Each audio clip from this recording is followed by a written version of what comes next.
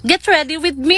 Get ready, dyan ka magaling ang paglalagay ng koloriti sa pagmumukha mo. Marami akong mga nabasa na komento ba na mag-get ready with me daw si Dorinel. Magaling ang babae na yan, ang pagpaarte sa katawan niya. Yung pinaglalagay niya yan na sa mukha niya, yung tubig na yan, naiirita talaga ako pag makita ko yan sa rip. Kay dagdag sikip lang yan sa rip.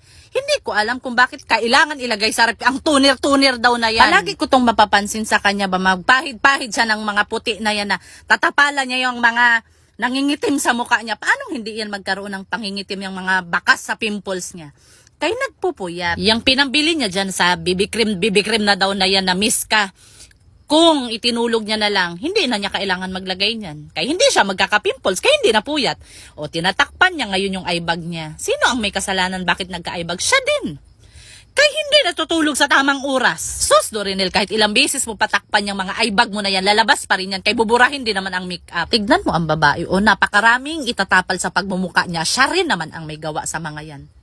Kung nakikinig ka, kung matulog ka sa tamang oras, kakain ka ng mga healthy, iinom ka sa tubig, hindi magkakaganyan ang mukha mo. Hindi mo na kailangan yung tapal-tapalan ng mga kung ano-ano dyan. Baka magtanong-tanong na naman kayo kung anong pangalan sa pinang-drawing niya dyan sa kilay niya na inahit na dudrawingan na naman niya.